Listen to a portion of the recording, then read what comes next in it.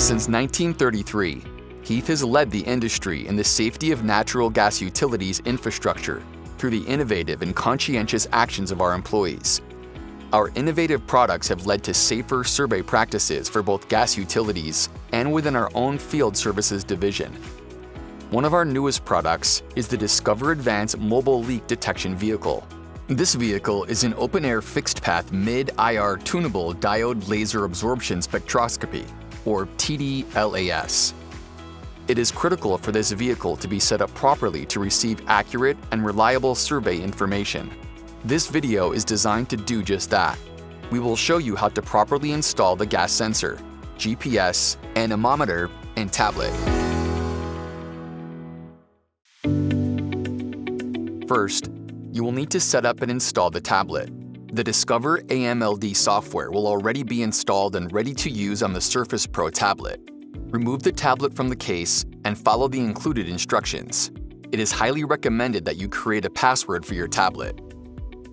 You will also find a universal vehicle mount kit for the tablet with instructions for installation. Next, we will install the optics engine to the front of the vehicle.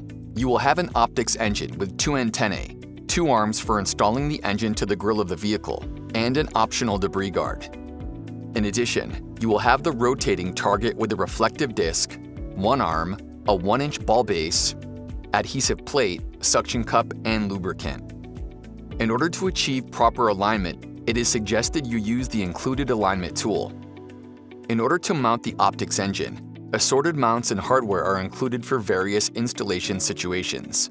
And lastly, there is a tether strap for added safety. Let's get started. First, attach the tough balls to both the front and back plates. Then, select the hook bolts or feet that best fit through the grille of the vehicle. You will then screw the bolts and hooks together, leaving them loose to allow for adjustments. Install both plates to the front grille of the vehicle using the supplied screwdriver. Place the hooks through the openings of the grille and tighten. It is important to note, the optics engine will be mounted at a downward angle towards the rotating target, and there will need to be a distance between 30 and 40 inches. The optics engine and rotating target faces must be perpendicular to each other in order to receive accurate and reliable survey information. Then, install the optics engine to the front of the vehicle by placing the double-jointed clamps over the 2 tough balls, leaving both clamps slightly loose for farther adjustment. Next, you will install the rotating target arm. Attach the tough ball to the captive square nut on the rotating target rail, if not attached. Then, you will need to install the adhesive plate to the front of the vehicle. Please remember that the rotating target will need to be at least 12 inches above the ground and keep the desired distance between rotating target and optics engine. Once the plate is secure, install the suction cup, making sure that it is turned to the on position and completely secure to the vehicle. Place the double-jointed clamp on the ball on the suction cup mount. Then, place the clamp over the tough ball of the target. Leave both slightly loose to allow for adjustment. Using the included alignment tool, position the optics engine and rotating target to a distance between 30 and 40 inches. Also, the optics engine and target faces must be parallel to each other for accurate readings. Tighten all arms on the target and optics engine. Now you are ready to turn on the optics engine. Press the power button. The engine may take 2 to 3 seconds to power up. A red LED will indicate the power is on. Once the optics engine is powered up, wait 10 seconds and then power the green spotter to adjust the optics engine. Adjust the spotter to 3/4 inch from the top edge of the reflective disc of the rotating target. Please note, the green spotter laser will turn off after a couple of minutes. Lastly, attach the tethers for added security. To do so, simply loop the strap around the optics engine and at the top of the rotating target arm. Secure the hook of tether under the vehicle's hood and tighten the rope. If the hook does not reach the hood, secure the hook in the vehicle grille.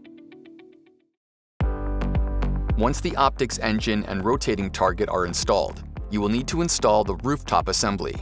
The roof assembly consists of the rooftop assembly, semi-permanent base, suction cup feet, rooftop tethers, crossbar, and towers. It is recommended to install the roof assembly on a vehicle with roof rails. To begin installation, park the vehicle on level ground. Install the appropriate towers onto the crossbar. Visit the tower's website and follow the instructions for installation. Once the towers are installed, they need to be attached to the vehicle's roof. Position the crossbar as far towards the front of the vehicle as possible. Find a point of reference to measure from, so the crossbar is even. It is important to center the crossbar to the vehicle's width. If not centered, it will affect further installation. Next, install the semi-permanent base by first attaching the 4 suction cup feet to the semi-permanent base.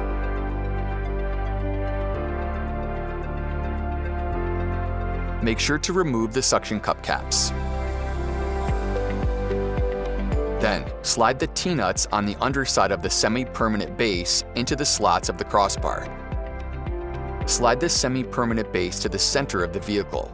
The semi-permanent base must be centered to the vehicle's width. Once the semi-permanent base is centered, hand tighten the T-nut knob securely onto the crossbar. Next, secure the suction cup feet to the roof. Press down on the feet to set the suction cups in place. Engage the cups by pumping the valve until you can no longer see the red line. Then deploy the magnets on the suction cup. Repeat this process for all 4 suction cups. On the semi-permanent base, there are adjustment knobs from the feet assembly, which are used to level the semi-permanent base. Make sure the semi-permanent base is level front to back and side to side.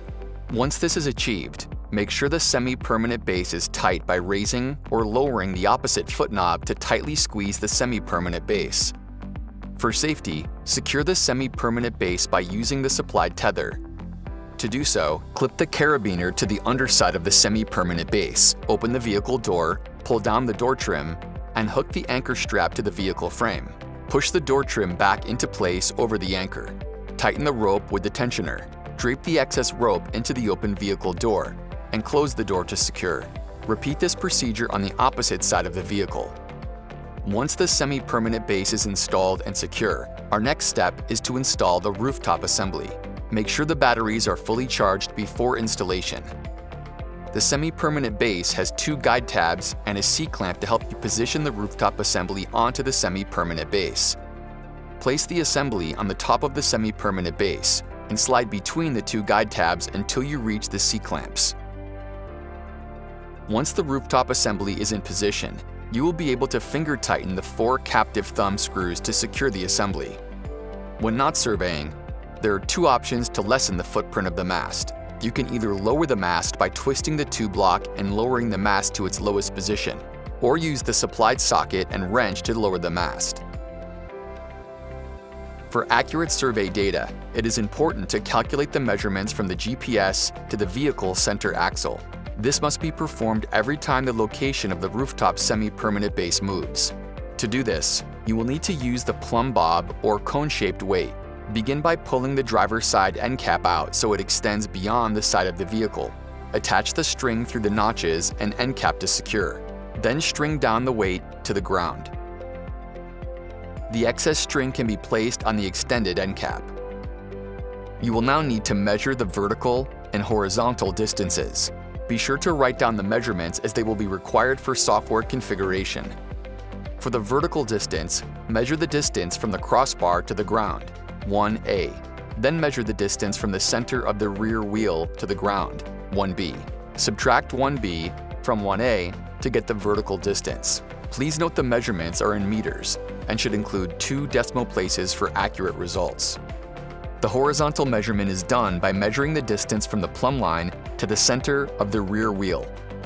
The plumb bob can be put up and the end caps can be pushed back, now that all the measurements have been obtained. Next, connect the external cable to the back of the rooftop assembly. There is an aligning dot to help with installation. Once this cable is installed, connect the external cable to the FT-DI cable, which has 2 ports. Finally, connect the FT-DI cable to the tablet dock station, which is then connected to the tablet. To power on the rooftop assembly, pull the battery door latch to open the battery compartment and press the power button. Once the rooftop unit is on, you will need to configure the GPS. First, open the SBG Center app. Go to Center Options, Device Options, Plug into Configure, then drop-down menu, Ellipse Plugin. Deselect box, list only SBG systems USB to UART devices, then click Apply. Next, click Select and refresh. The system will look for the SBG ellipse, then connect. Close the pop-up features and information for ellipse. Next, you will click on the highlighted tools. In the settings, select Sensor, and under Alignment and Lever Arms, type in your measurements from the GPS to Vehicle Center Axle. Please note, these measurements must be in meters, and you must add an additional 0.011 to the horizontal value and an additional 0.06 to the vertical value. Click Save, and then Close. Click Select and Connect Device to disconnect and close the program. You will need to open the Discover AMLD app. First-time users create your login credentials. Others will have their saved profile visible. Under the Devices page, go to Anemometer line and click the blue plus sign-in button. Enter serial and asset number on pop-up message and click blue checkmark. Go to the drop-down menu next to Rooftop Wind and select the rooftop serial number. Click Connect, and circle will turn green when connected. To test the GPS connection, go to the Maps page and start driving. The icon on the screen should track your movements. Please note, it will take about a minute of driving for the icon to appear on the screen. Before you start a survey, here is a quick checklist. Ensure the arms and mounting gear are tight on the front mounts. Use the alignment tool to verify the optics engine and rotating target are at the correct distance and surfaces are parallel. Make sure the green laser points 3/4 of an inch from the edge of the rotating target. Verify all the rooftop mounting pumps are engaged and captive thumb screws are tight. Secure all tethers and confirm they are tight. Lastly, confirm the GPS is operating properly. Once you have completed your survey, here are the storage steps. Detach the tablet from the vehicle mount by using the press release lever. Follow your company's data policy for handling survey data. Print a PDF report and/or save all data. For the front mount storage, power off all the equipment. Release the tethers from the optics engine and loosen the arms to remove. Store the optics engine in the sensor case with the antennas folded. Tighten the arms on the grille to leave on for future surveys, or remove them and store them in the sensor case. Remove the rotating target by first releasing the tethers. Loosen the arms and remove the rotating target. Store it in the sensor case. Now for the rooftop. Power off the unit if it is still on. Loosen the 4 captive thumb screws on the semi-permanent base and release all the tethers. And slide the rooftop assembly out of the semi-permanent base. Store the assembly and antenna in the rooftop case. Please note, do not leave the rooftop sensor exposed to the elements. Once all of the components have been disassembled, it is important to charge the optics engine and the rooftop sensor at the end of each day. Charge the rotating target keeping in mind the LED charge sequence. Be sure to charge the tablet as needed. If you have any questions about the installation or operation of the Discover Advanced Mobile Leak Detection equipment, please consult your operator's manual or contact Heath's customer service department at www.heathus.com or at 713-844-1300.